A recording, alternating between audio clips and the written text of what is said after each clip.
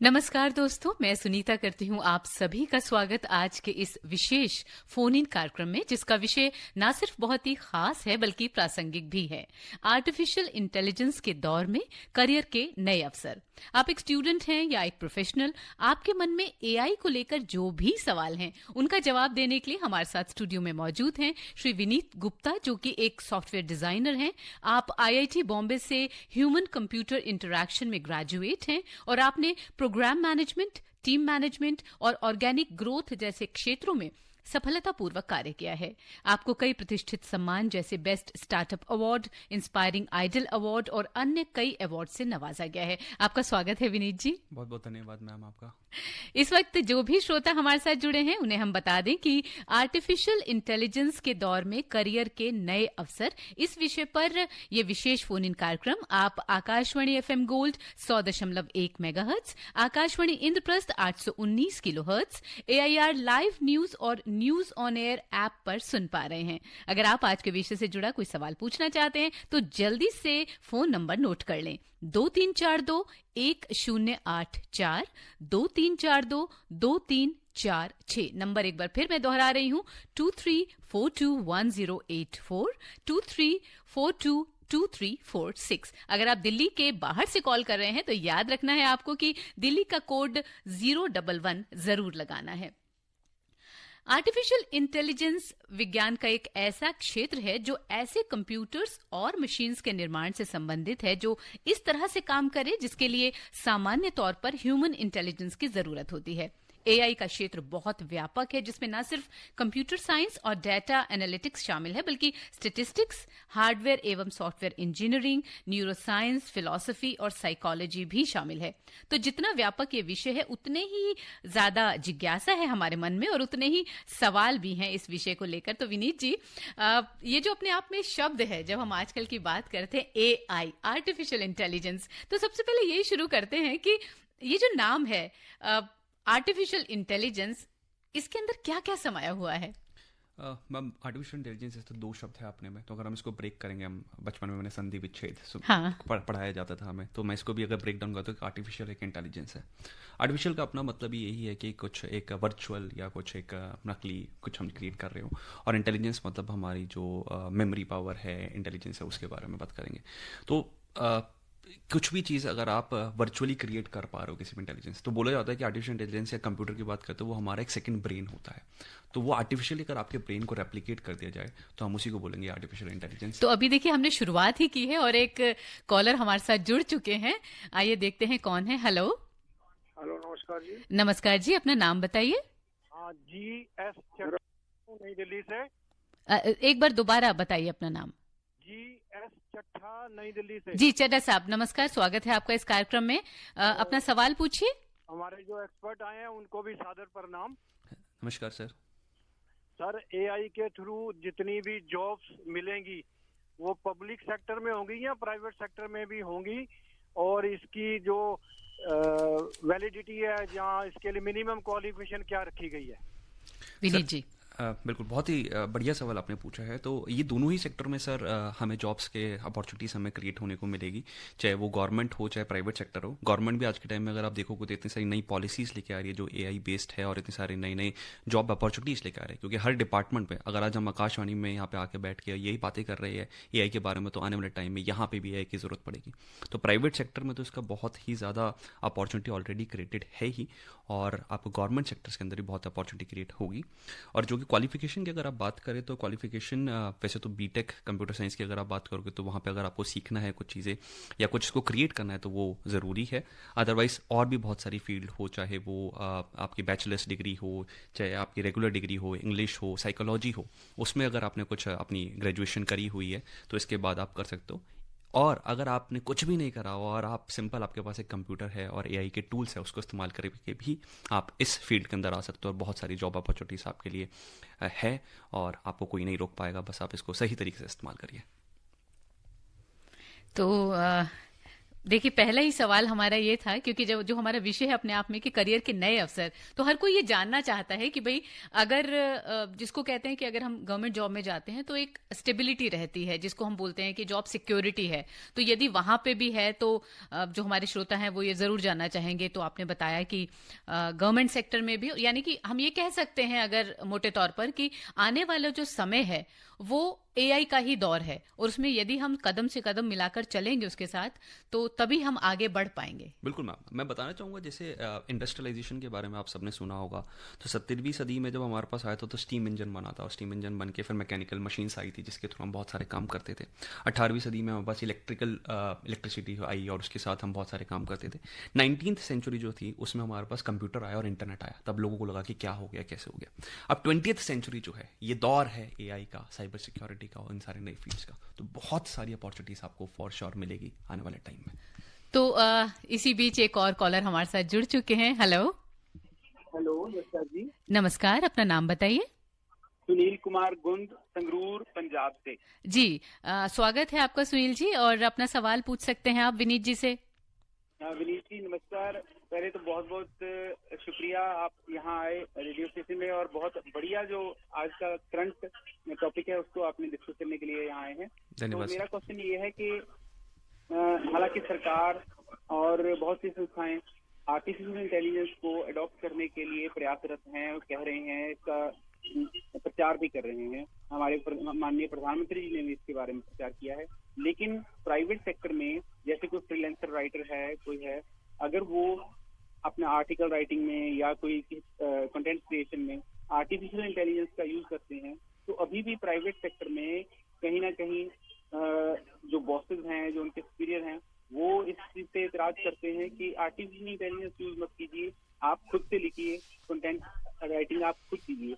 तो उनकी मेंटालिटी को चेंज करने के लिए क्या कोई ट्रेनिंग प्रोग्राम या क्या कदम उठाए जा रहे हैं जिससे इसमें बदलाव आ सके उनकी सोच में? जी धन्यवाद। जी सर, तो मैं भी खुद एक प्राइवेट सेक्टर में जॉब करता हूँ और वहाँ में भी एक रिस्ट्रिक्शंस होती है कि हम एआई बेस्ड टूल से कुछ डेटा ना डालें और बहुत ही कम और एक एनवायरनमेंट के अंदर बैठ के हम इन चीज़ों पे बात करें। तो मैं बिल्कुल बात समझता हूँ, जब हम एआई से कुछ भी स्क्रिप्ट लिखते हैं, कुछ भी काम करते हैं, तो वो लोग समझ जाते हैं, जैसे प्लेगरिज्म बोलते हैं कि हमने कितना कॉपी करा है, वो सबको समझ आ जाता है। तो आपको अगर नेचुरल टच देना है अपना, तो मैं ये ज़रूर कहूँगा आप एआई पे डिपेंडेंट मत होइए। आप एआई का इस्तेमाल करिए, आपको कुछ लगता है उसके अंदर अच्छा है तो उसकी कुछ जो अच्छी चीज़ें हैं वो आप सीखिए और उस चीज़ों को अपने अंदर सीख के अपना कुछ एडिशन करिए, अपनी क्रिएटिविटी डालिए और उसके बाद आप उसको आगे पब्लिश करिए। अगर आप सिर्फ एआई को यूज़ करके और सीधा मैनेजर को दे देंगे अपने, तो वो तो बॉस हमेशा कहेगा ना तुम्हारी ज़रूरत क्या है, मैं तो ऑनलाइन ही जाके इस एआई टूल से कर सकता हूँ। तो आपको अपनी क्रिएटिविटी ज़रूर ऐड करनी है, एआई पे 100% डिपेंडेंट नहीं होना है, अदरवाइज आपका भी जो दिमाग जो यूज़ कर रहे हो वो भी बहुत कम हो जाएगा और आप आउटपुट नहीं दे पाओगे। हाँ, जैसे विनीत जी, क्योंकि जहां तक ये क्रिएटिव राइटिंग और कंटेंट राइटिंग का सवाल है, तो उसमें जब हम खुद करते हैं तो कहीं ना कहीं हमारी एक स्पेशलिटी होती है कि अगर विनीत कर रहे हैं तो किसी और तरह से करेंगे और सुनीता कर रही है तो किसी और तरह से करेगी। लेकिन अगर हम पूरी तरह से किसी मशीन पर निर्भर हो जाएंगे तो वो मशीन तो मशीन की तरह ही करेगी। तो आपने बिल्कुल ठीक कहा कि पूरी तरह से उस पर आप डिपेंडेंट ना हो जाएं, उसमें आपका जो एक स्पेशलाइज्ड टच है, जो आपकी काबिलियत है, उसको दिखाने का जब तक मौका न मिले तो फिर मजा नहीं आएगा। तो जो एक और चीज जो अभी हम हमारे बातचीत को आगे बढ़ाते हुए, जो हमारा सब्जेक्ट है नए करियर विकल्प, और देखिए इस बीच में मेरे सवाल रह जा रहे हैं लेकिन हमारे कॉलर बहुत सारे हैं और इतनी सारी उनकी शंकाएं भी हैं और सवाल भी हैं। तो चलिए हम अगले कॉलर से बात करते हैं। हेलो जी मैम, नमस्ते। नमस्कार, अपना नाम बताइए। मैं गुरुनाथ बोल रहा हूँ। जी गुरु जी बताइए।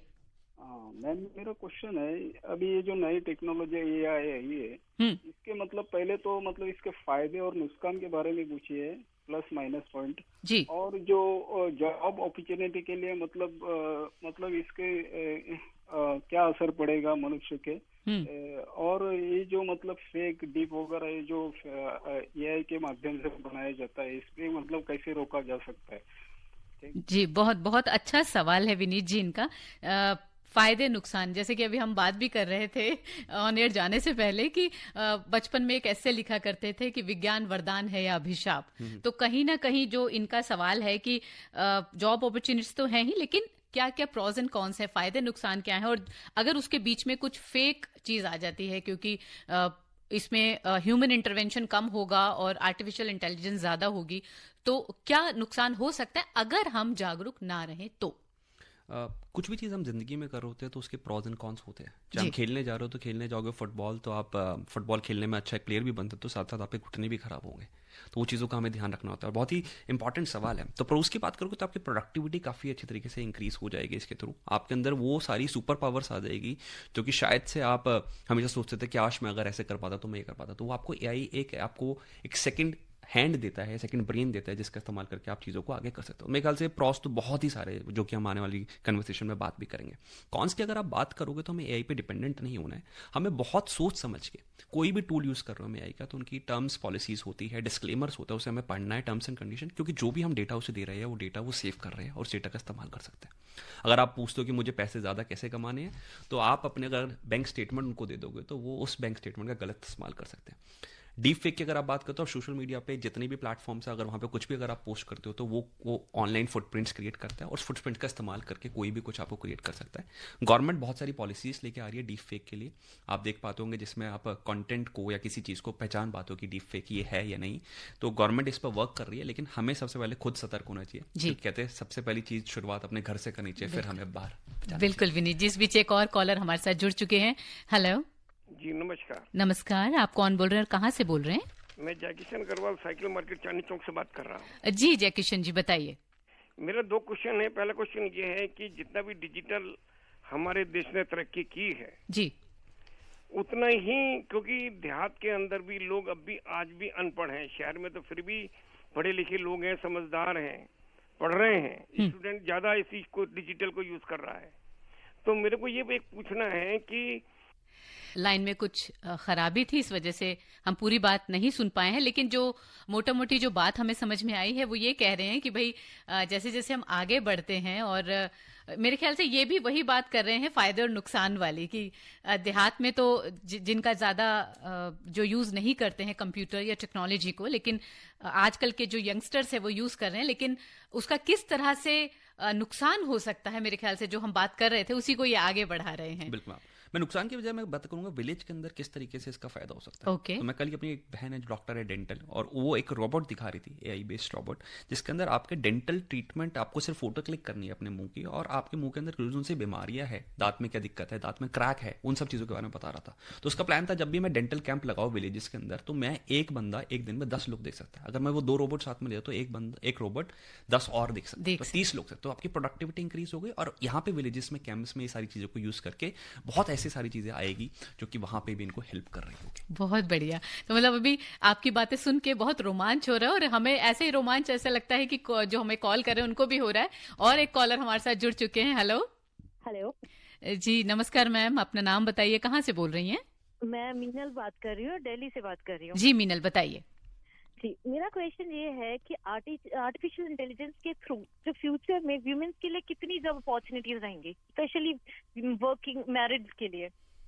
ओके तो मीनल जी बहुत सही सवाल आपने पूछा है यहाँ पे, और मैं तो कहूँगा कि जेंडर बाइसनेस हमारे पास आर्टिफिशियल इंटेलिजेंस में है नहीं जी। तो चाहे वो मेल हो, चाहे फीमेल हो, या अदर जेंडर भी हो, तो कोई प्रॉब्लम ही नहीं है। तो जितनी अपॉर्चुनिटीज़ वो मेंस के लिए क्रिएट कर रहा है, उतनी अपॉर्चुनिटी ये वुमेन के लिए भी क्रिएट कर रहा है। तो बहुत सारी अपॉर्चुनिटीज़ है। तो आप घर बैठ के भी अगर आप वर्क नहीं कर रहे हो तो इसका इस्तेमाल कर सकते हो। अगर आपके पास एक कंप्यूटर है, एक मोबाइल है और इंटरनेट है, जो कि इंडिया में बहुत ज़्यादा ग्रो कर चुका है आज के टाइम में, तो उसका इस्तेमाल करके आप कुछ भी कर सकते हो जी।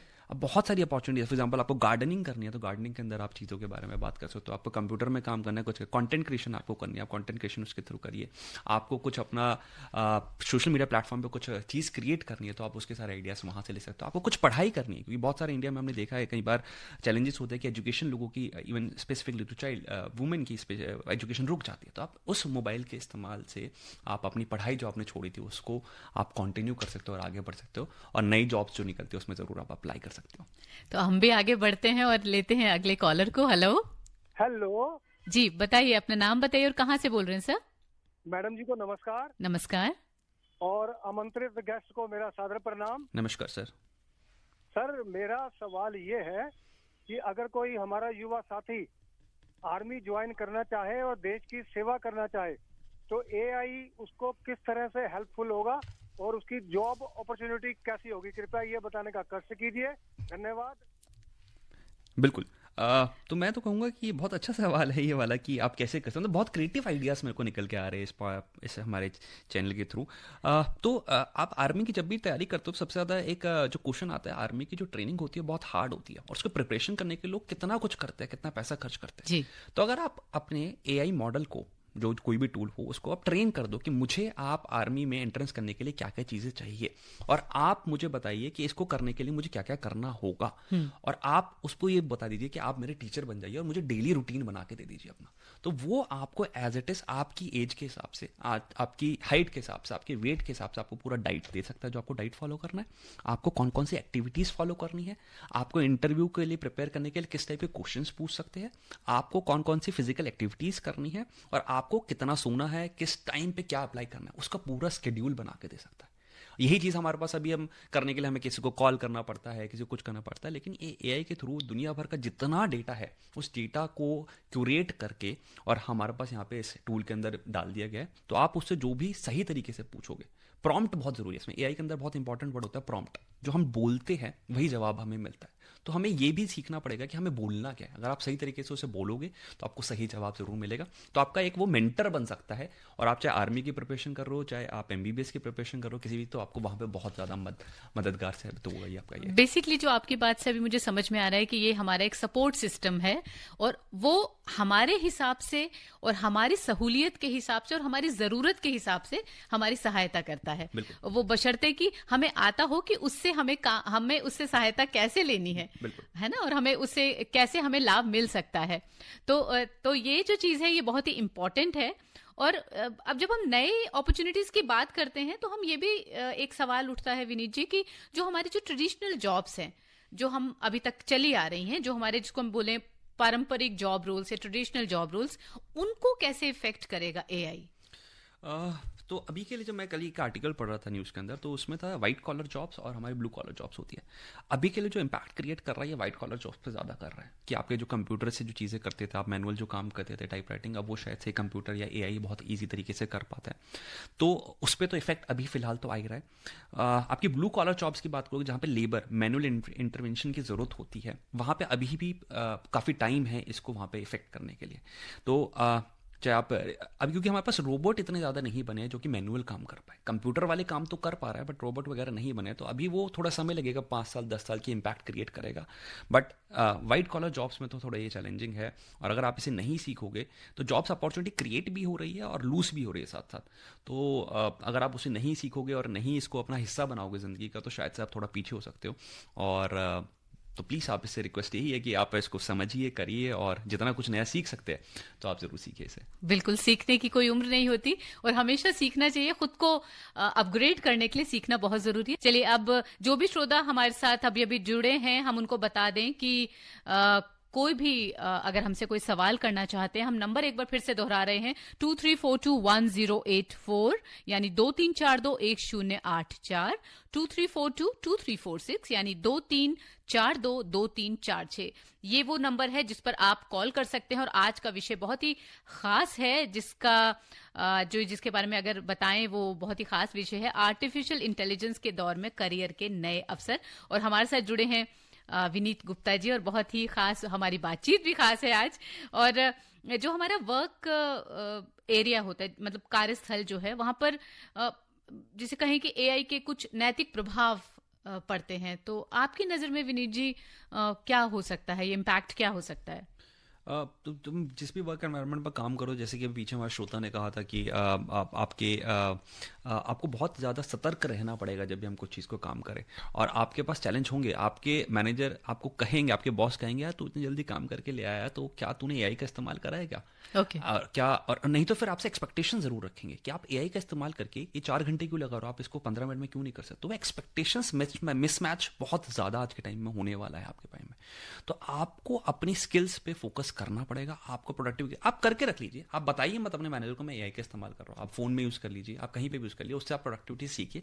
आप जरूरी नहीं है आप उन्हें बताओ कि मैंने एआई का इस्तेमाल करते हुए, और अपना पर्सनल टच जरूर उसके अंदर जरूर रखें। हाँ, ये तो है ही कि जिससे कि पता चले कि वो काम आपने किया है। चलिए, एक और कॉलर जुड़ गए हैं हमारे साथ। हेलो नमस्कार जी। जी नमस्कार, अपना नाम बताइए और कहाँ से बोल रहे हैं ये भी बताइए। मैं धर्मवीर गांधीनगर दिल्ली से बात कर रहा हूँ। जी धर्मवीर जी, सवाल पूछिए। सर को नमस्कार। नमस्कार सर। सर मैं 2 क्वेश्चन रखूंगा। पहला क्वेश्चन ये है कि बच्चों को जो स्कूलों में कॉलेजों में इनको क्या इसकी ट्रेनिंग शुरू से, जैसे पहले कंप्यूटर से होती थी, अब एआई की भी ट्रेनिंग स्टार्ट हो जाएगी क्या? क्योंकि टेक्नोलॉजी जो है इसके बारे में, क्योंकि अभी तक इतनी जानकारी नहीं है स्कूलों में कॉलेजों में, तो इसके लिए क्या आगे बच्चों के लिए रखा गया है? दूसरा सवाल मेरा ये है, ये एआई और जो आजकल की टेक्नोलॉजी है अभिशाप है या वरदान है?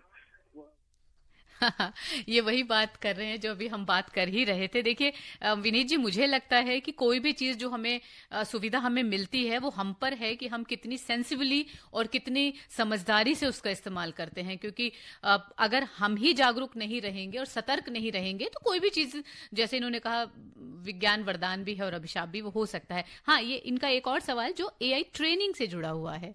तो मैम स्कूल के अंदर ऑलरेडी चीज़ें चल रही है, और मैं तो आपको सर ये बताना चाहूँगा कि आजकल सोशल मीडिया प्लेटफॉर्म्स की बात कर लो, चाहे ऑनलाइन कर लो, चाहे आप रेडियो शो के माध्यम से बात कर लो, स्कूल कॉलेजेस पे डिपेंडेंट स्टूडेंट्स को नहीं होना चाहिए। अगर उसे जिंदगी में कुछ सही में करना है तो बहुत सारे सोर्सेस उसके पास अवेलेबल जहाँ से वो सीख सकता है। इवन फॉर पेरेंट्स ऑल्सो, वो अपने स्टूडेंट्स को गाइड करे कि सिर्फ स्कूल पे डिपेंडेंट ना हो। क्योंकि स्कूल में जैसे सिखाया जाता है वो एक स्ट्रक्चर्ड फॉर्म में सिखाया जाता है जो सिर्फ सबको सिखाया जाता है, लेकिन इस एआई के माध्यम से आप बहुत सारी चीज़ें पर्सनलाइज्ड वे में भी सीख सकते हो।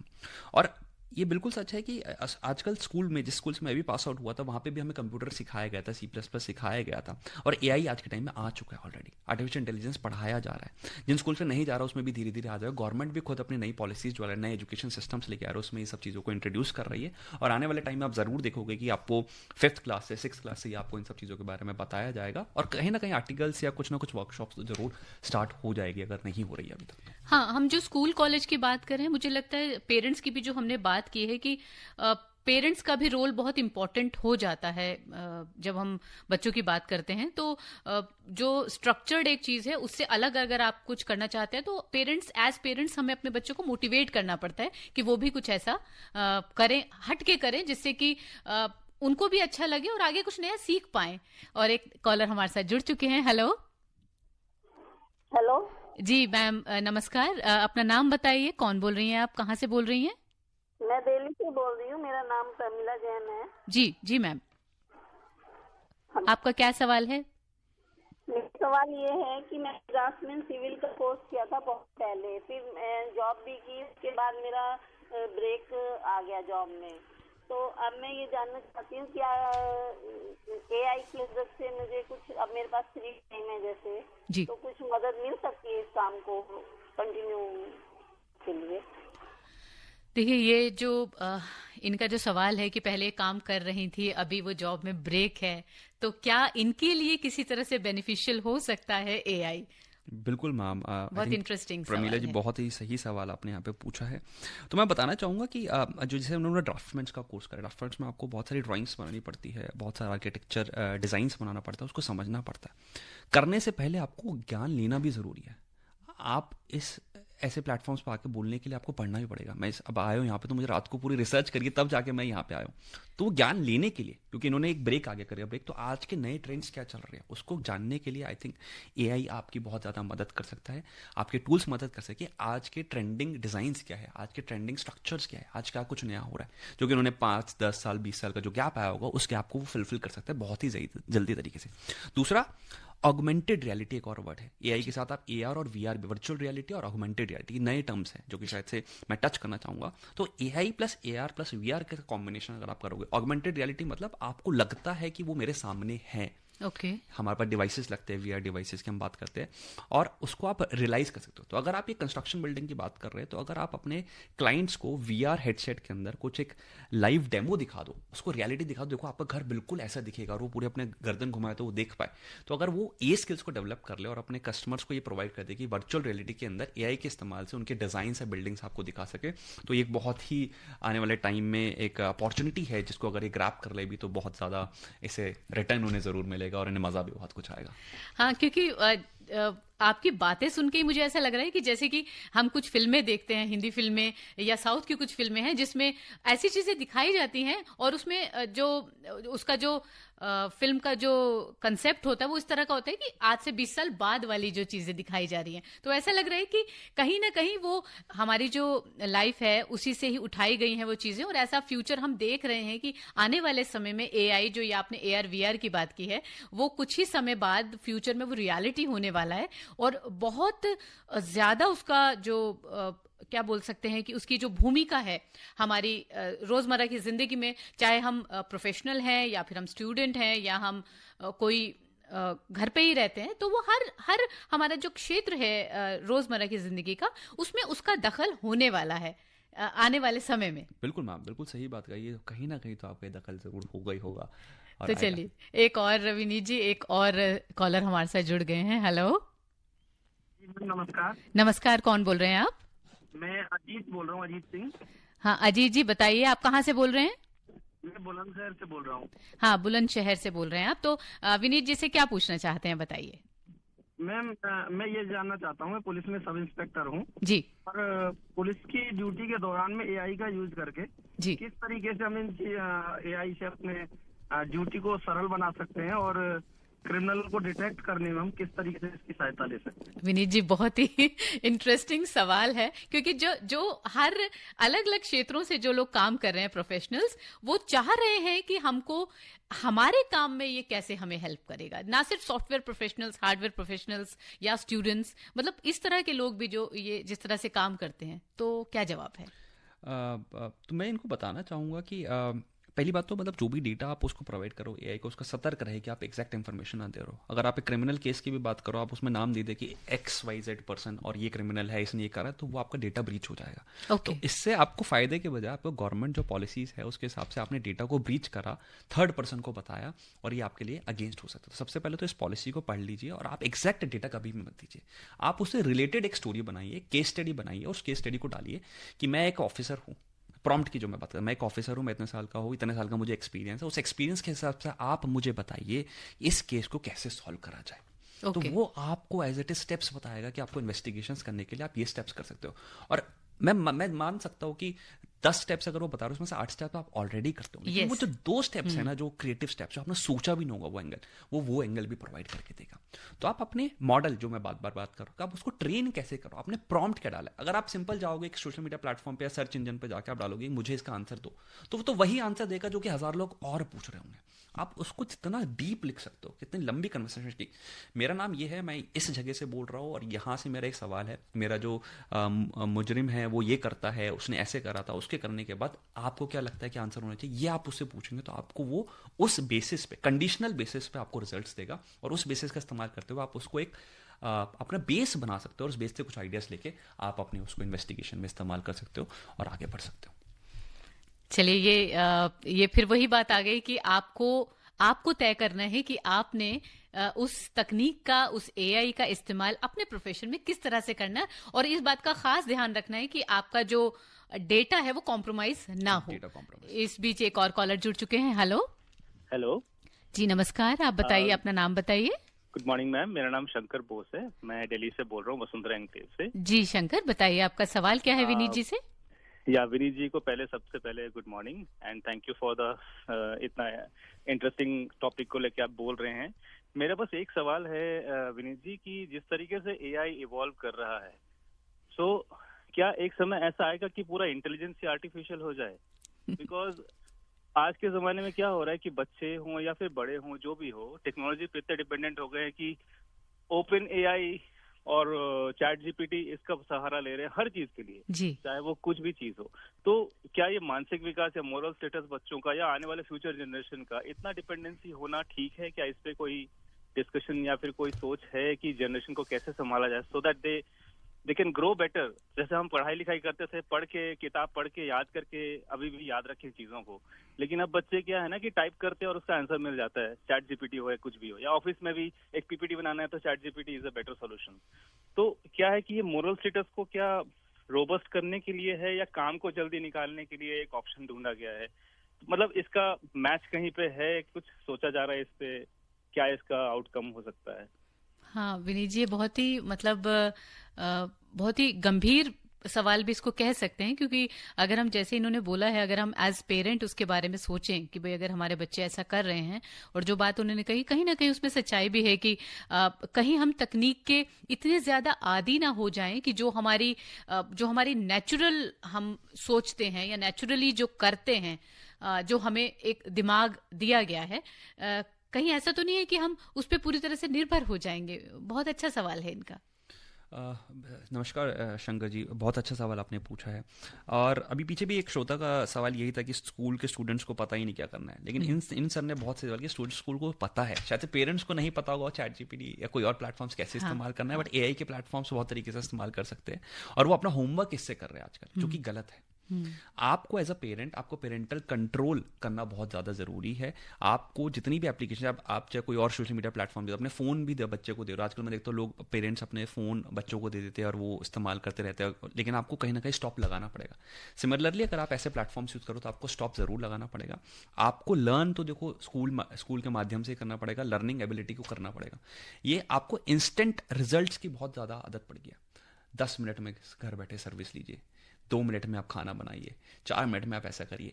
और चाहे आप सोशल मीडिया प्लेटफॉर्म पे देखो, आजकल स्क्रॉलिंग, इन्फिनाइट स्क्रॉलिंग आ गई है, वो सब आपको माइंड को डाइवर्ट करता है और इंस्टेंट्रिक मोटिवेशन जो होती है हमारे पास उसको रिमूव करता है, और आपको एक ऐसा सुख देता है कि आपको लगता है कि ये जो एकदम इमीडिएट सुख मुझे मिला है वो बहुत अच्छा है, लेकिन लॉन्ग टर्म में वो बहुत ज़्यादा नुकसान आपको कर सकता है। तो इस पर डेफिनेटली पॉलिसीज बन रही है। एज अ पेरेंट आप पेरेंटल कंट्रोल्स लगा सकते हो ताकि आपके जो स्टूडेंट्स हैं वो क्या सर्च करेंगे। देखो ये प्लेटफॉर्म अभी ओपन है, स्टूडेंट चाहे तो आज के टाइम में कुछ भी वहाँ पर सर्च कर सकता है, उसका कुछ भी रिजल्ट मिल सकता है। तो एज अ पेरेंट आपको वहाँ पे पेरेंटल कंट्रोल लगाना ज़रूरी है। आपके पास सेटिंग्स होती है, तो आपको सोचना है कि आप जो अपने स्टूडेंट्स को दे रहे हो या बच्चों को दे रहे हो तो वहाँ पर आप वो पेरेंटल कंट्रोल लगाओ।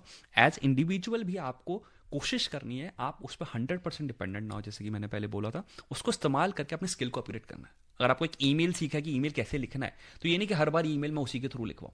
आपने देखा ईमेल मैंने लिखा था ऐसे, इसने क्या इंप्रूवमेंट्स करी है। अगर आप किसी मेंटर के पास भी जाते हो तो मेंटर को क्या बोलते हो कि मैम मैंने ये ईमेल लिखा था, इस ईमेल को आप बताइए कैसे ठीक करते हो। आप क्या करोगे मैम कि आप उसमें क्रॉस कर दोगे, ये सही है गलत है, फिर आपको एक रिजल्ट दे देगी। हाँ। आपको क्या करना है, उसे अपनी गलतियों से अगर आप सीखोगे नहीं तो फिर आप क्या ही सीखोगे। तो अगर आप जो प्रॉब्लम है उसको देखा और आपने उसे लर्न करा, वो इंपॉर्टेंट है rather than depending 100% on that. Otherwise तो फिर आपका दिमाग चलेगा ही नहीं, और कल को मतलब बहुत बार ऐसा हुआ है कि लाइट चली गई, इंटरनेट नहीं है, तो लोग पागल हो जाते हैं। हाँ, क्योंकि हम इतने ज्यादा आदी हो चुके हैं कि अगर हम थोड़ी सी देर भी हमें वो नहीं मिलता है तो हम बेचैन हो जाते हैं, हम छटपटाने लगते हैं। बिल्कुल। लेकिन वो एक समय वो भी था जब लाइट जाती थी, सब बच्चे बाहर निकलते थे। हमारा बचपन इतना अच्छा था कि हम इंतजार करते थे कब लाइट जाए और हम सब बाहर खेलने के लिए चले जाएं। तो वक्त में बदलाव आता है, उसके साथ बदलना जरूरी है, लेकिन जड़ें मजबूत होनी चाहिए।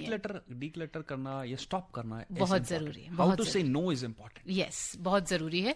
और एक और कॉलर हमारे साथ हैं इस वक्त। हेलो, नमस्कार जी, ओम प्रकाश चावला सिरसा हरियाणा। जी चावला जी, बताइए आप विनीत जी से क्या पूछना चाहते हैं? हाँ जी, मेरी जिज्ञासा ये है कि हेल्थ के विषय में किस प्रकार ये हमें थ्योरी, प्रैक्टिकल और सक्सेसफुली रेट कैसे बताएगा। कृपया इस पर प्रकाश डालें। आपका हृदय से आभार और सभी को प्रणाम। ओके, ओम प्रकाश जी का इन्होंने अब एआई को जोड़ा है हेल्थ के साथ। आई नो अभी बहुत सारे सवाल हमारे पास आएंगे, हेल्थ भी आएगा, एजुकेशन भी आएगा, और बहुत सारे कुछ ऐसे आएंगे। अभी मैं परसों एक आर्टिकल पढ़ रहा था एक प्लेटफॉर्म के अंदर, जहाँ पे उन्होंने बताया उसके बच्चे को कुछ प्रॉब्लम थी मैम, एंड उन्हें 14 डॉक्टर्स को दिखाया, ट्रीटमेंट करवाया, लेकिन उसको इलाज नहीं, मतलब प्रॉब्लम नहीं समझ आ रही थी क्या प्रॉब्लम है। उसने अपने इस एआई मॉडल को ट्रेन करा और वो सारी प्रॉब्लम जो भी रिपोर्ट्स वगैरह थी सब उस मॉडल को दी। अब क्योंकि ये तो ट्रेंड जो मॉडल है, ये दुनिया भर के डेटा, आप सोचो कितना डेटा आज के टाइम में हमारे पास अवेलेबल है, कितनी केस स्टडीज, कितनी पुरानी रिपोर्ट्स आपके पास ऑनलाइन अवेलेबल है, वो सबके माध्यम से और पुराने डेटा को देखते हुए इन्होंने वहाँ से उसको देखा और रिपोर्ट्स डाली। तो जो 14 डॉक्टर नहीं बता पाए थे, वो इस आपके एआई मॉडल ने आपको रिजल्ट बताया कि आपके बच्चे को ये प्रॉब्लम मुझे लग रही है, इस प्रॉब्लम का सोल्यूशन करने के लिए आप यहाँ पे जाके चेक करवाई। और जब वो पेशेंट अपने बच्चे को लेके गया वहाँ पे और उसने दिखाया तो एक्चुअल में प्रॉब्लम वही निकली। तो समझ लो कि हेल्थ में भी अगर आप चाहो तो आप वो हिस्टोरिकल डेटा के बेसिस पे रेफरेंस लेके आप बहुत सारी चीज़ें कर सकते हो। तो आप AI बेस्ड कंसल्टेशन मिल रही है, जैसे मैं आपको एग्जांपल देता हूँ डेंटल हेल्थ के अंदर। जी, तो उसके अंदर भी ये है कि AI बेस्ड रोबोट्स आ रहे हैं जिसके अंदर इस्तेमाल करते हुए आप अच्छी तरीके से आप ट्रीटमेंट के बारे में बता पाते हो। आपको एक्सरे रिपोर्ट चेक करनी है तो आप सीधा स्कैन करिए और आपको रिपोर्ट में एक्चुअल बता देगा, क्योंकि वो हज़ार लाखों करोड़ों डॉक्टर जो कि उस रिपोर्ट को देखते तो क्या वो आउटपुट देते, तो आपको इंस्टेंट आपको रिजल्ट्स मिलने के सॉल्यूशंस आपको मिल जाते हैं। लेकिन विनीत जी, यहाँ पे फिर से एक वही बात आती है कि अगर हम कुछ भी डेटा उसमें डाल रहे हैं तो जहां तक कि हेल्थ की मामला है, क्योंकि उसमें थोड़ा सा भी दाएं बाएं अगर होता है तो वो नुकसान हो सकता है ना। तो वो जरूरी है कि हम भी इस चीज का ध्यान रखें कि हमें सही सही इंफॉर्मेशन उसमें देनी होगी, जिससे कि जो रिजल्ट आए वो भी हमें सही सही मिले। क्योंकि यदि अगर कहीं पे भी कोई सिम्टम ऐसा है जो हमने उसमें डाल दिया, क्योंकि एक ही सिम्टम से बहुत सारी चीजें डायग्नोस हो सकती हैं, तो यदि ऐसा कुछ होता है तो वो हमें ध्यान रखना है और हमें अपनी समझबूझ से और अपनी बोलते हैं समझदारी से काम करते हुए और उसके बाद हमें डॉक्टर से कंसल्ट करना चाहिए। सेकंड ओपिनियन आप लेना बहुत जरूरी। जो आप कहते हो ना मुझे सेकंड ओपिनियन चाहिए, मैं वो बहुत जरूरी शायद आप मतलब आप डॉक्टर से जरूर बात करें, आपको सेकंड ओपिनियन की जरूरत है, या तो इसको फर्स्ट ओपिनियन बनाए, डॉक्टर से सेकंड ओपिनियन। जी। ये नहीं कि मेरे सर में दर्द हो रहा है जैसे हम केमिस्ट के पास जाते हो वो सर में वो दवाई देता, वो नहीं करना। Consultation is important. डॉक्टर उसी के प्रिस्क्रिप्शन से आपको रिजल्ट देने, आप रेफरेंस ले लीजिए, आप आइडियाज लीजिए एंड फाइनल डिसीजन आपका होना चाहिए, ना कि सिस्टम का। विनीत जी, जैसे कि अब प्रोफेशनल्स की बात करें जो AI को अपने काम में इस्तेमाल करना चाहते हैं, तो वो अपने काम में AI को इंटीग्रेट जब करेंगे तो क्या कुछ चैलेंजेस भी होते हैं ऐसे कि कुछ उनके सामने ऐसी हर्डल्स आते हैं, कुछ चुनौतियां आती हैं जिनके कारण उनको काम करने में परेशानी आती है, लेकिन यदि कुछ चीजों का वो ध्यान रखें तो वो उन चुनौतियों को पार करके अच्छे से उसका इस्तेमाल कर सकते हैं प्रोफेशनल्स। जिंदगी में हम कुछ भी चीज हम स्टार्ट कर रहे हो तो उसमें स्टार्टिंग में प्रॉब्लम्स तो आती है। बिल्कुल। मैंने पिछले कुछ ही 6 महीने के अंदर 17 किलो अपना वजन घटाया है। ओके। जब मेरे को लग रहा था शायद से मैं नहीं कर पाऊंगा, बट मैंने करा और कंसिस्टेंसी के साथ उसको करा, तो आज मैं 17 किलो कम कर दिया। और आपके आने से पहले यहाँ पे हमने ब्लैक कॉफी पी। तो वो हैबिट हमने क्रिएट करी है अपनी, की अपनी नॉर्मल हैबिटेट को हटा के हमने कुछ और ट्राई करा। क्योंकि कोशिश करने वालों की हार नहीं कोशिश करने वालों की हार नहीं होती। वो नन्ही चींटी जब दाना लेकर चढ़ती है तो 100 बार गिरती है लेकिन संभलती है। जी। मेहनत बेकार नहीं होती। कोशिश करने वालों की हार नहीं होती। तो आई थिंक ये पोएम्स जो हमने सीखी है, जिंगल्स हमने सीखे हैं बचपन में, ये बहुत कुछ सिखाते हैं। है तो सब कुछ वही ना मैम, ज्ञान। जी। AI भी एक वर्ड हमें लग रहा है क्या है, बट ये भी अगर आप देखोगे हिस्टोरिकल डेटा, हमारा दिमाग सबसे बड़ा AI है। हमारा ब्रेन इतना अच्छा है। आप बोलते हो जिज्ञासु लोग जो होते हैं, जो मेंटर्स होते हैं, जो प्रोफेसर्स होते हैं, उनका दिमाग इतना ज्यादा है। तो ऐसे एक कंप्यूटर है जिसका दिमाग एक वर्चुअल कंप्यूटर है, जिसे हम बोलते हैं आर्टिफिशियल इंटेलिजेंस। ये भी एक दिमाग ही है और कुछ ऐसा नया नहीं है कि इसे एक दूसरे देश से और दूसरी दुनिया से कुछ आ गया और वो क्या कर देगा। तो हमें इससे डरना नहीं है। समय लगेगा, आप सीखिए, आज सीखिए। अगर आप जितने भी श्रोता मेरे सुन रहे हैं, अगर उन्होंने अब तक नहीं करा तो आज जाइए और थोड़ा सा सर्च करिए और सीखिए। बहुत सारे माध्यम आपको मिल जाएंगे जहाँ पे आप इन सब चीज़ों के बारे में कर सकते हो। आज स्टार्ट करोगे तो कम से कम 10 साल बाद आप ये तो कहोगे कि मैंने उस टाइम पे एक रेडियो शो सुना था और वहां से मैंने कुछ चीज़ सीखा था। जी विनीत जी, अब आपके लिए एक और सवाल आ रहा है। हेलो, नमस्कार, अपना नाम बताइए, कहाँ से बोल रहे हैं सर? बोल रहा हूँ गुड़गांव से। जी सर, बताइए क्या सवाल है आपका? हमारा ये सब्जेक्ट है कि हमारे जो बच्चों को जो AI में जाने के लिए कितने साल का कोर्स करना पड़ेगा? कोर्स की बात की है कि बच्चों के लिए अगर वो AI के क्षेत्र में जाना चाहते हैं तो कौन से कोर्सेज हैं विनीत जी, जो जैसे स्टूडेंट्स की ही बात कर रहे हैं कि AI का, तो अभी शायद हम जो बात कर रहे थे उसमें हमारी ये बात भी आई थी कि भाई जो आपके जो रेगुलर आप बीटेक जैसे कोर्स करते हैं तो उसमें एक सब्जेक्ट AI का भी होता है, पहले से होता आ रहा है। आपने शायद 2012 का जिक्र किया था कि तब से है, लेकिन अब वो धीरे धीरे व्यापक होता जा रहा है विषय।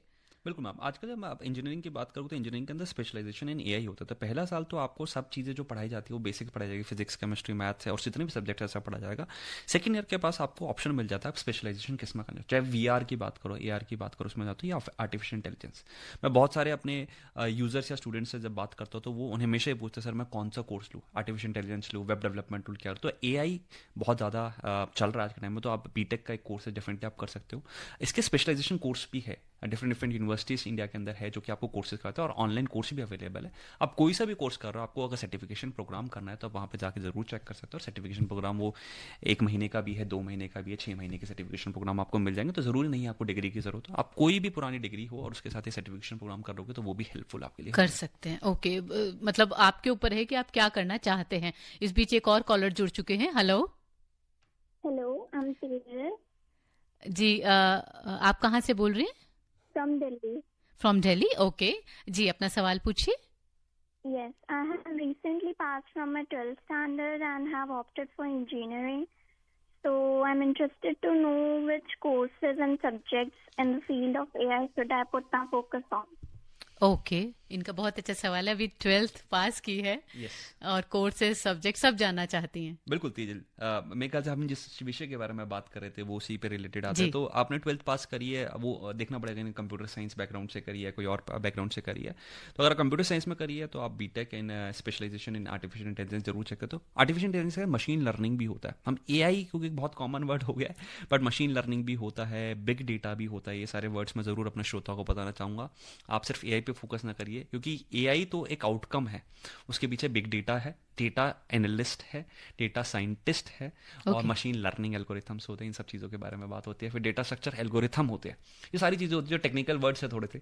तो अगर आप इन सब में कुछ करोगे और इसमें फोकस करोगे, क्योंकि बीटेक में ये सब्जेक्ट जरूर होता है, डेटा स्ट्रक्चर एल्गोरिथम इन कंप्यूटर साइंस, अगर आप इसे करते हो तो आपको, क्योंकि बेस तो मैम वही है ना, आप ABCD नहीं सीखोगे तो आज के टाइम में आप एआई भी नहीं बन पाते ना। वो आधार है हमारा, आधार है जी। तो आपको सारे कोर सब्जेक्ट पे फोकस जरूर करना है। आप BTech in computer science with specialisation AI VR ऐसे कर सकते हो।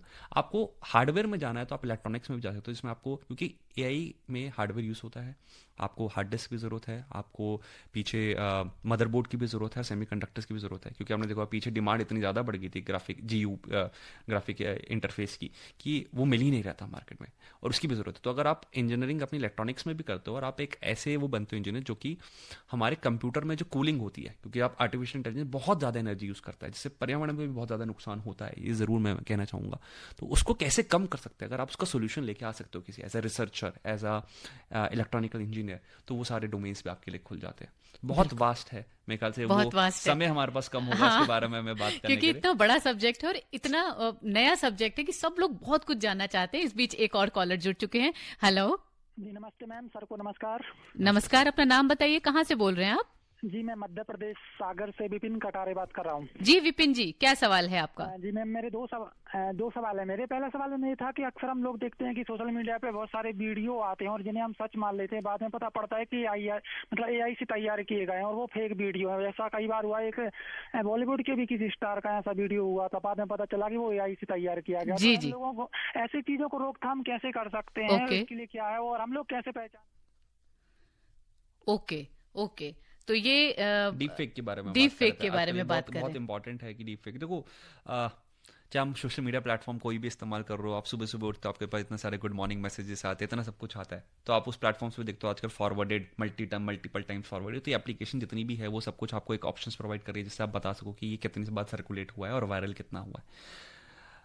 ज्ञान दुनिया में बहुत सारा है। अब मार्केट में जाओगे तो आपको उसकी डुप्लीकेट कॉपी जरूर मिलेगी, तो आपको पढ़ना पड़ेगा, समझना पड़ेगा ओरिजिनल क्या है, ओरिजिनलिटी क्या होता है। क्योंकि मैं तो खुद एक ब्रांडिंग और डिजाइनिंग में हूँ, तो ट्रेडमार्क एक होता है, क्या उस पर ट्रेडमार्क लगा हुआ तो वो ओरिजिनल है, क्या उसके कलर्स जो एक्चुअल कलर्स ब्रांड के कलर्स है उससे मैच करता नहीं करता। तो आपको समझना पड़ेगा, थोड़ा स्मार्ट बनना पड़ेगा। सिर्फ यही नहीं कि कंबल में बैठ के मोबाइल चलाया और स्क्रॉल कर जा रहा है, एक वीडियो आ रहा है, आपने उसी को सच समझ लिया, सुबह उसको आपने और लोगों को बता दिया। वायरल चीजें ऐसी ही होती है, तो ये जानना जरूरी है। आपको सतर्क रहना पड़ेगा, आपको समझना पड़ेगा क्या सही है क्या गलत है। बाकी गवर्नमेंट अपना काम करे। यानी कि किसी भी चीज का अगर आपको इस्तेमाल करना है, अच्छे से इस्तेमाल करना है, तो मूल मंत्र यही है कि जागरूक रहें और सतर्क रहें। एक और कॉलर जुड़ चुके हैं। हेलो जी, परमेश्वर शर्मा बोल रहे हैं। जी परमेश्वर जी, कहाँ से बोल रहे हैं आप? जमशेदपुर से। जी बताइए। मेरा 2 क्वेश्चन है। पहला क्वेश्चन है कि मेरी बेटी बीटेक इन बायोटेक्नोलॉजी कर रही है, तो इसमें क्या AI का कुछ स्कोप है क्या? ओके, दूसरा सवाल फ्यूचर में। दूसरा सवाल है स्टील मैन्युफैक्चरिंग में AI का क्या स्कोप है? तो बायोटेक्नोलॉजी की अगर आप बात करोगे तो अभी मैं रिसेंटली जब स्टूडेंट्स के साथ एक कंपटीशन हमारा ऑफिस में चलता है उसमें हम कर रहे थे, तो वहाँ पे उन्होंने करा कि आपके हाथ की अगर आप फोटो लोगे तो आपके हाथ में क्या क्या डिसीजेस है, एलर्जिक प्रॉब्लम्स है, उस फोटो से सिर्फ खींच के आपको बता सकता है क्या प्रॉब्लम है। तो अगर साइंस में अगर आप बात करो, चाहे बायो की बात करें या आपके केमिकल की बात करें, तो वहाँ पे आपको बहुत सारी फील्ड्स है, तो आप कैसे उसको इस्तेमाल कर सकते हो, आपको एक कॉम्बिनेशन बनाना पड़ेगा, चाहे वो कोई सी फील्ड हो आप उसको कर सकते हो। तो इसमें बहुत सारी डेफिनेटली रिजल्ट्स, क्योंकि हमें डेटा चाहिए होगा, हमें रिसर्च चाहिए होगी, हमें रिसर्च पेपर चाहिए होंगे, तो आप वहाँ पे जरूर इसको देख सकते हो। स्टील मैन्युफैक्चरिंग में जैसे मैंने बताया कि आपको अगर स्टील का बिजनेस आपको बढ़ाना है, कैसे आप उसकी मार्केटिंग कर सकते हो, कैसे आप सोशल मीडिया पर उसको डाल सकते हो, वो सब चीज़ें आप ज्ञान वहाँ से ले सकते हो और आपको वहाँ पर बहुत सारे ऑप्शन आपको मिल जाएंगे। तो अभी बातचीत के दौरान आपने बोला कि डिजाइनिंग और ब्रांडिंग बड़ी क्रिएटिव फील्ड है ये, उससे आप जुड़े हुए हैं। तो ये वाली जो फील्ड है, इस पर एआई का क्या इम्पैक्ट है या कैसे इस्तेमाल करते हैं? क्योंकि बहुत सारे आपके जैसे लोग हैं जो इसी फील्ड में हैं। बिल्कुल मैम, डिजाइनिंग और ब्रांडिंग एक बहुत इंपॉर्टेंट है। जो दिखता है वो बिकता है, और हमारा काम ही वही है कि क्या दिखाना है और क्या बेचना है। तो आपको नए नए आइडियाज जरूर चाहिए होते हैं। हमारे बॉस भी हमें बोलते हैं कि कुछ नया लेके आओ, कुछ नया लेके आओ। ठीक है, हम ढूंढते हैं, सर्च करते हैं, नॉर्मल टेंडेंसी होती है। मैं न्यूज़पेपर पढ़ता हूँ, मैं रेडियो शोज पे जाता हूँ, मैं इंटरनेट पर जाता हूँ, वहाँ पर सर्च करता हूँ। तो एआई के माध्यम से आजकल इतने टूल्स आ गए जो हमें हमें अगर 10 आइडियाज चाहिए तो हमें वो 10 आइडियाज प्रेजेंट कर देता है, और उस आइडिया उसमें से हम एक आइडिया उठा के उस पर रेफरेंस लेके हम उसको स्टार्ट कर सकते हैं। तो वहाँ पर तो हमारी ये मदद कर ही रहा है। उसके अलावा हमें इतना काम हो गया, सिर्फ हमें वॉइस कमांड, आजकल तो लिखने की भी जरूरत नहीं है। मैं बहुत बार बोलता हूँ कि हमारे इनपुट जो हम बोलते हैं कंप्यूटर, चाहे कीबोर्ड हो, माउस हो, माइक हो, ये कम होते जा रहे हैं और हमारे पास आउटपुट बढ़ते जा रहे हैं। तो हमें सिर्फ वॉइस कमांड पे मैं बोलता हूँ कि मुझे ये चीज़ करनी है और मेरा काम इजीली हो जाता है।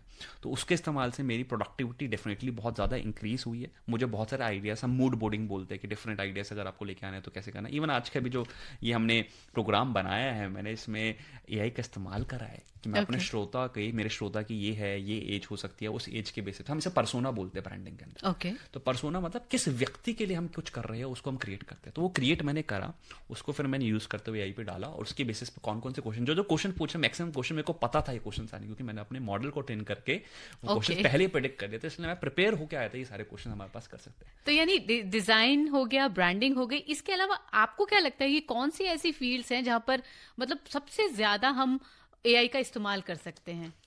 बिल्कुल, कंटेंट क्रिएशन एक हमारे पास बहुत इंपॉर्टेंट फील्ड है। जैसे मैंने बताया था, आप अगर आप एआई का इस्तेमाल करना है, मेरे को नहीं लगता कोई फील्ड ऐसी होगी जिसमें नहीं करते। आप डॉक्टर्स आज के टाइम में कर रहे हैं, आप पुलिस वाले लोग यहाँ पे कर रहे हैं, स्टील मैन्युफैक्चरिंग वाले कर रहे हैं, ट्रांसपोर्टेशन वाले कर रहे हैं, एयरलाइंस वाले कर रहे हैं कि कैसे अपना ट्रैफिक को मेंटेन करना है, कैसे करना है। तो मुझे नहीं लगता कोई भी ऐसा काम होगा जहाँ पे ये नहीं हो रहा। एमर्जिंग फील्ड की अगर आप बात करोगे तो जैसे मैंने बताया था आपको, डेटा साइंस हो गया, मशीन लर्निंग हो गया, न्यूरल साइंस हो गया, एम्पैथी हो गया हमारे पास, साइकोलॉजी हो गया हमारे पास, रिसर्च हो गया हमारे पास। ये सारी फील्ड्स कुछ ऐसी है जो कि आने टाइम में रहेगी। और इलेक्ट्रॉनिकल इंजीनियरिंग से भी कैसे हम हार्डवेयर को इस्तेमाल कर सकते हैं, ये सारे इमर्जिंग फील्ड्स है। और डेटा साइंस, डेटा साइंटिस्ट, ये सारे कुछ नए टर्म्स है जिसमें अगर आप अपना फ्यूचर बनाना चाहते हो तो आप बनाइए और इसको पढ़ के, क्योंकि इनकी अपॉर्चुनिटीज़ बहुत है। जितने ज़्यादा लोग एआई की, जैसे डिमांड जितनी ज़्यादा बढ़ेगी उतनी हमें सप्लाई प्रोवाइड करनी पड़ेगी। तो अगर जिसकी डिमांड अगर आज के टाइम में एआई की है, तो एआई कैसे बन रहा है उसके बारे में हमें सोचना है। तो आप वो सारी चीज़ें पढ़िए कि आप खुद अपने एआई मॉडल्स बना सके, rather than using an AI model जो किसी और का एआई, आप क्या अपना खुद का एक एआई बना सकते हो। और बहुत ईजी है आज के टाइम में वो बनाना। ऑनलाइन इतने प्लेटफॉर्म्स है, इसमें जाके आप खुद कस्टमाइज फॉर आकाशवाणी एक एआई बना सकते हो। कस्टमाइज फॉर आकाशवाणी आपको ट्रेन करना पड़ेगा, इस टाइप से हमें सोचना पड़ेगा और हमें करना पड़ेगा। आप जिस तरह से बोल रहे हैं उसको सुनकर ऐसा लग रहा है कि ये काम बहुत ही आसान है। मतलब आप एक तरह से मुझे भी और अपने जो हमारे सुनने वाले हैं सबको बहुत मोटिवेट कर रहे हैं कि आप करिए। लेकिन इस सब के साथ साथ जो सबसे ज्यादा जरूरी बात है जिस पर हम बार बार जोर दे रहे हैं वो ये है कि आपको सतर्क रहना होगा, आपको जागरूक रहना होगा और पूरी तरह से आपको निर्भर नहीं रहना है, बल्कि आपको कोशिश करनी है कि आपका काम भी हो जाए, अच्छी तरह से हो जाए, लेकिन आपको उसके कारण कोई ऐसी गलत बात आपके साथ पेश ना आए। तो आर्टिफिशियल इंटेलिजेंस के दौर में करियर के नए अवसर, इस विषय पर जो चर्चा आज हमने की उसे यही विराम देने का समय अब आ गया है। और हमारे साथ थे श्री विनीत गुप्ता। विनीत जी, आपका बहुत बहुत शुक्रिया कि आपने, वक्त कैसे बीत गया हमें पता ही नहीं चला और इतनी महत्वपूर्ण जानकारी आपने हमें दी है। और उम्मीद करेंगे कि आगे भी हमें ऐसा मौका मिले आपसे बात करने का। और मुझे यकीन है हमारे जो श्रोता हैं उन्होंने इस ज्ञानवर्धक सेशन से काफी लाभ उठाया होगा।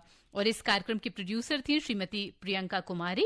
और अब मैं सामने घड़ी देख रही हूँ, उसकी सुइयां मुझे कह रही हैं कि हमें लेना होगा आपसे विराम और मैं सुनीता लूंगी अब आपसे इजाजत। नमस्कार। एक बार फिर आपका शुक्रिया Vineet. Thank you so much ma'am. Thank you.